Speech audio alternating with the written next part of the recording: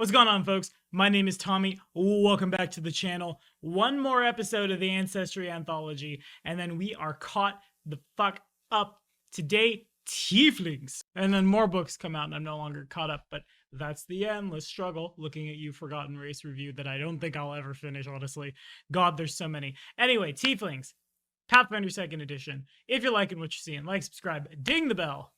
Stay caught up on stuff. If you super like what you're seeing, remember, Patreon is the #1 way to help me keep doing what I'm doing now. Let's hit it. Alrighty, so of course we talked about the Tieflings before in 1st edition, and you can follow this card right up here if somehow you've missed what even these are. But indeed, when the influence of something from the lower planes gets inside the bloodline of a mortal family, be it anything from the worship of things you shouldn't be worshipping to the banging of things you probably shouldn't be banging, I'm not here to judge, but the end result is a Tiefling. Their specific abilities and physical appearance varies according to from whence they came, essentially. But generally speaking, which I suppose is one of my favorite things about the Pathfinder 1e Tiefling, they don't all look exactly the same like you see in other editions. It's not always, though often is, horns and tails and funny colored chromatic skin, oh my. Anything from overly gaunt features to looking like you're about to explode out of your body because you're too big, and a bunch of stuff in between. As of course you can imagine, Tieflings oftentimes get the short end of the stick trying to fit into societies. Unless, of course, you happen to live in such a place where it's just okay to worship demons, in which case you're probably fine. Anyway, mechanically speaking, the Tiefling is a versatile heritage. Staple this onto what you're playing and you get low light vision or dark vision if you already have low light vision, as well as the Tiefling trait. As for our myriad Tiefling feats, because really there's a lot of class feats for this Ancestry. First up, Form of the Fiend, a mechanical bit of power on top of your tails or hoof or whatever flavor text you might have for being, you know, not entirely humanoid.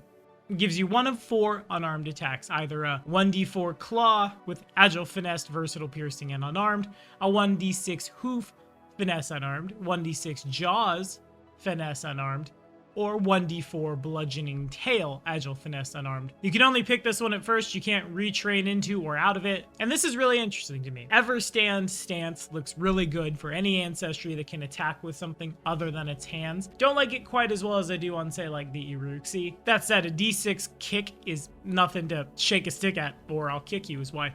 First of our 3 lineages, at least for now, the Daemon variant, the Grim Spawn, Daemon tainted, straight out of Abaddon, gives you Die Hard for free at level 1. Hellspawn gets you trained in deception and legal lore, because you got to be good with those infernal contracts and all that. If you are already trained in deception, you instead get a free skill, of course. And the Lie, to me, skill feat.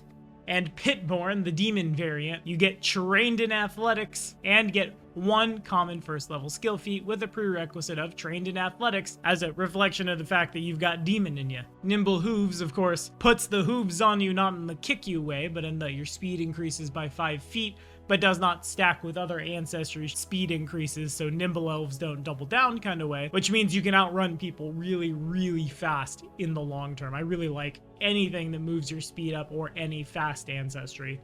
God, the Strix will be out before too terribly long in this edition. I'm very terrified of that fly speed.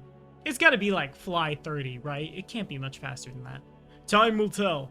Fiendish Eyes, of course, at 1st level grabs you Dark Vision if you didn't already have it, and Fiendish Lore gets you trained in Intimidate and Religion, or something else, as well as a lore skill related to the fiendish plane from which you spring, generally Abaddon, the Abyss, or Hell. At level 5, Fiendish Resistance, choose either Acid, Cold, Electricity, Fire, or Sonic. Not sure what Fiend does sonic damage, but God, I should know that. I say that out loud and I'm like, I am Tommy. I am the Black Dragon. Why don't I know who does sonic damage in the lower planes? Somebody put that in the comments. If it's in 1st edition or 3.5, that's fine.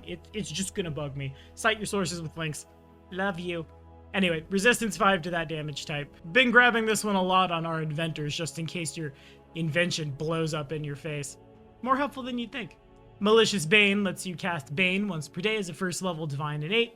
Skillful Tail lets you perform simple interact actions with your tail, such as opening an unlocked door. Your tail unfortunately can't perform actions that require fingers or significant manual dexterity, So probably not reloading this time, which is unfortunate. But probably fair. Guess we'll have to grab the familiar somehow. You can't hold items, you can't like thievery with your tail. Though really, I could see there being an ancestry feat at like 9th to be like, uber skillfulest tail. Now you can do that. Maha! Daemon Magic lets you cast Death Knell and False Life each once per day as 2nd level Divine Innates. Demon Magic, same idea, but Paranoia and Shatter. And Devil Magic gives you Invisibility and Misdirection. Fiendish Wings for 2 actions. Once per day. You get wings for 10 minutes, which grants you a fly speed equal to your land speed while manifested. Of course, eventually skipping on to level 17's Relentless Wings where you have them forever and ever. Light from the Darkness says you get a +1 circumstance bonus to saves against divine effects. You know, well, with wrestling, with all that divine energy flowing inside you, you fiendish scion you. Fiendish Strike says all your weapon and unarmed strikes deal 1 additional evil damage and have the evil and magical traits. Interesting if you have to fight like angels or something, but didn't want to commit to the idea of being like the anti-paladin. Fiend's Door lets you dim door once a day as a 5th level Divine Innate. Summon Fiendish Kin once per day lets you summon Fiend as a 5th level Divine Innate spell. That Fiend must match your lineage, and this requires a lineage feat to take. So Pitborns are only summoning demons, Hellspawn are only summoning devils, so on and so forth. Fiendish Word, once per day, lets you cast Divine Decree as a 7th level Divine Innate spell, though you must choose evil for the spell. And you can cast the spell regardless of whether you have a deity or what alignment that deity happens to be, which lets you cheat alignment things. Sometimes you gotta go to the church, sometimes you gotta praise the Dawnflower, sometimes you gotta nuke people with divine magic that the Dawnflower wouldn't be down with. It's fine. 40 Hail Marys after and you're good. So, for me, the Tiefling as an ancestry is really cool. The goth kid who went to high school in a town of 800 people didn't exactly fit in society. And lots of folks assumed just because, you know, your boy liked to wear these pants, that also meant he was real into the devil. Take that and mix it in with the early aughts shonen where like all of the pro tags were some kind of demon something or other, at least the shows I was watching.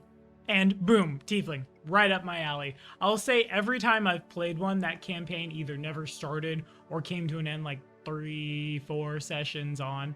Nature of D&D, I suppose, and totally a coincidence and not related to the fact that the ancestry is, at least for me, cursed, because that would be total foolish nonsense, right? Yeah, of course it would.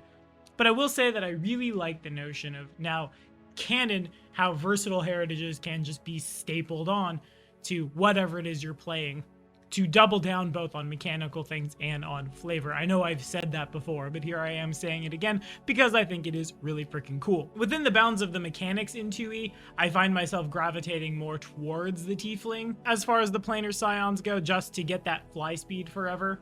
Flying and stabbing with a reach weapon, pretty darn cool. To say nothing of your archers, your gunslingers, and so forth. And also in my past, I've really enjoyed GMing for Tieflings, because that almost certainly means that Tiefling will be one of the most powerful Tieflings in the region, if not Galarian at large. And so, generally speaking, in my past, I have, well, had the particular demons, or demon lords even, suddenly pay much more attention to that particular scion. It dawns on me I'm GMing for a Tiefling now. Be right back, looking up some Oni stuff. But in any case, that's all the time we have for this one. What do y'all think? Have you rolled up Tieflings in 2E? Would ya? Tell me all about it in the comments below. We'll be back at the Ancestry Anthology once we get new official ancestries. That means I have a few weeks off to make some more videos. We'll dig through the request line. There's some stuff on my chest I want to talk about with y'all. In any case, thank you all so much for watching. We'll see you next time.